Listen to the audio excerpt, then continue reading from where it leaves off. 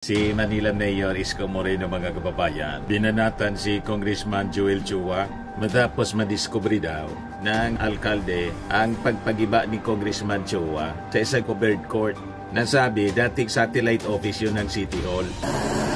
Wala na talagang gobyerno, kanya-kanya na lang. Kami yung mga congressman yan. Minura po si Joel Chua. Tuloy nyo, this is not about Isko Moreno or Joel Chua. This is about the City of Manila and the people of City of Manila. Dapat po kami, ang local government at ang national government. Yan po ang ba sa Maynila ngayon. Oh. Yan. Grabe. Yan o, kaninang 1 p.m. Sitwasyon sa Manila City Hall. Yan o. Nagpapagang mga balita at pagtalakay sa mga isyu ng lipunan. Pulsa, opinyon, banat at paglalantad sa katotohanan. Pulsa, what you see is what you get. You decide.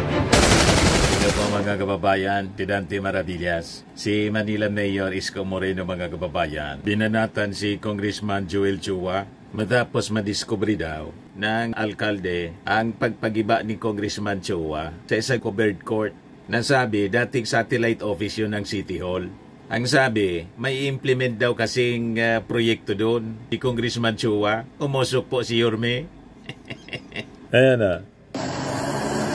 Wala na talagang gobyerno, kanya-kanya na lang. Kami yung mga congressman yan. Minura po si Joel Chua. Walang permiso sa amin. Sabihin nyo kay Congressman Chua. Saan ang permiso nito? Unang-una, property ng Manila yan. Nasaan yung property namin? Yung mga bakal. Kayo umalis doon. Kasi hindi sinasabi, tama ka lang ang zone. Kasi property yan, ng Luzon. Hindi ng Congressman Chua. Kaya sinasabi, kaya nagkakagulo gobyerno. Hindi makailang ng Congressman. Ayan, yung property namin yan. Ginagamit ng taong bayan yun. Bakit nangyayari ito ng hindi nyo inaano sa akin?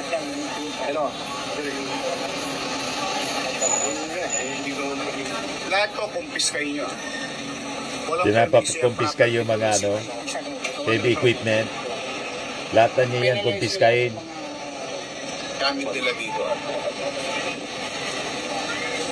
Hindi na ako matutulog. Wala na talagang gobyerno, kanya-kanya na lang. Kami yung mga congressman yan. Pinagmumura po si Congressman Chua.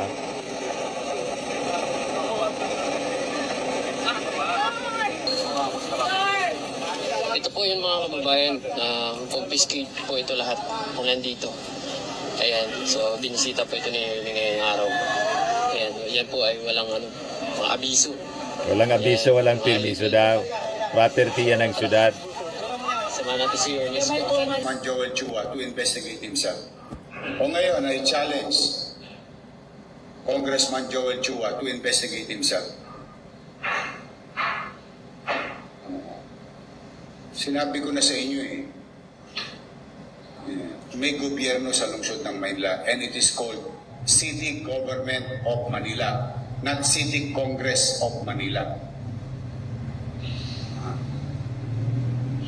Sa totoo lang, ngayon pinaresto ko lahat yung mga tao doon at kinukumpiska namin yung mga gamit.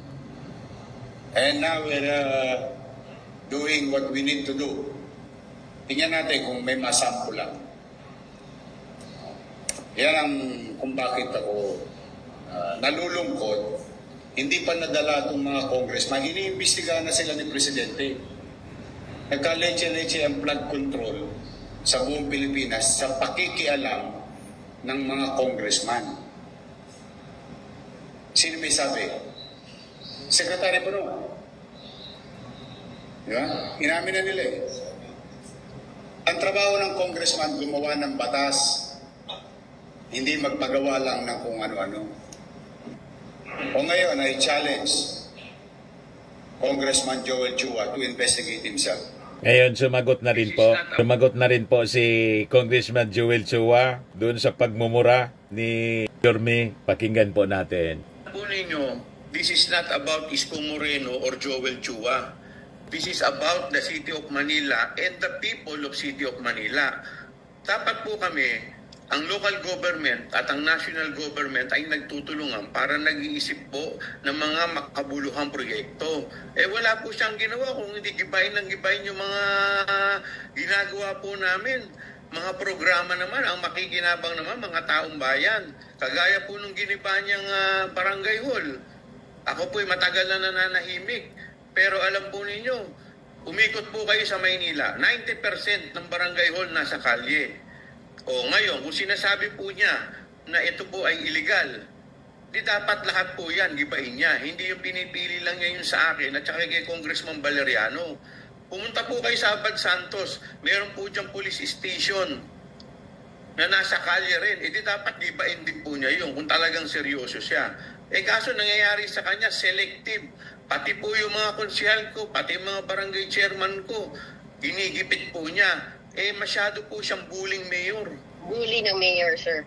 Ito po yung sagutan ng dalawa. Sabi ni Mayor Isko, he is a lawyer and I challenge him directly. Sabihin niya ngayon kung ano ang tama at mali. Sagot naman po ni Congressman Chua, putak po siya ng putak na para pong aso, tahol ng tahol. Mali po yung tinatahulan niya. Ngayon po, Maynila, lubog sa ba, pati City Hall. Yan po ang ba sa Maynila ngayon, oh.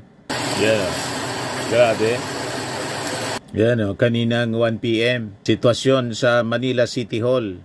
Yan, oh. Bahang-baha. Haros umabot sa tuhod po. Ang tubig ba sa City Hall mismo ng Maynila. Yan, oh. Sumakay na po sa cart yung iba, sabi dito ng mga nag-react, dati hindi binaba yan. Sabi ni Elsa, Yorme, kumusta na dyan?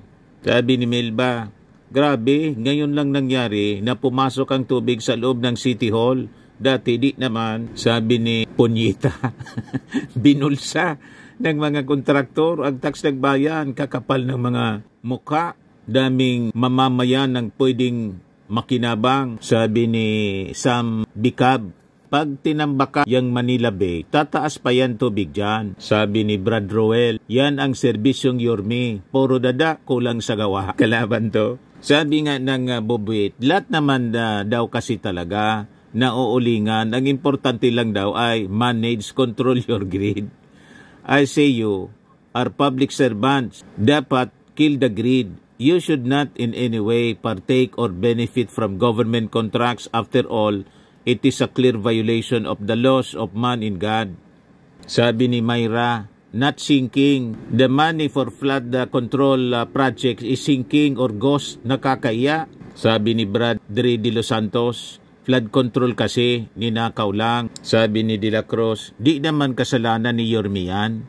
Nasaan yung flood control projects at yung mga basura na tapon dito, tapon doon at nagbabara sa mga daanan ng tubig at baka malapit na ron mag-sink ang lugar, dapat may cooperation ng mga residents. Opinion lang. Sabi ni Mega Circuit, yan yung resulta sa korupsyon sa flood control project. So yan yung City Hall ng Maynila, mga kababayan ngayon. Mataas ang tubig. Ito yung report ng ABS-CBN. Sa tapat ito ng City Hall ng Maynila. Sabi dyan, lagpas kalahati ng gulong ang baha sa labas ng isang mall sa tapat ng Manila City Hall.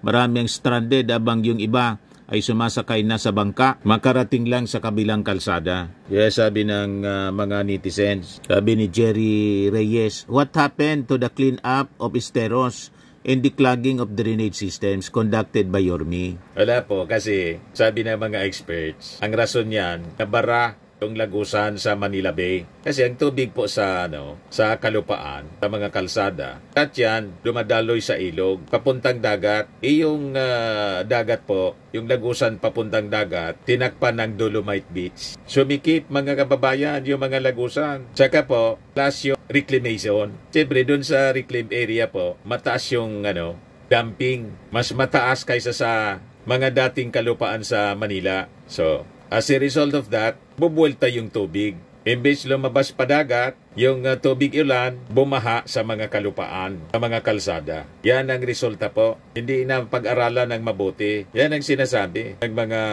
eksperto sa urban planning. Yan ang sinasabi po ni Architect Palafox po at mga climate experts. Yan na po ang resulta. Magbangka na lang sila. Po, Firmax Firming and Lifting Cream, pinapahid po sa mga pulses in affected area. Mainam po sa paninigas ng mga kaso-kasuan. Ito naman po, Automax Radiant Serum. Sa mukha naman yung application. Anti-aging po siya. You will look 10 years younger than your age. Sa mga cancer patients naman po, baka lang gusto ninyo itong itry. Neng siya red mixed fruit drink.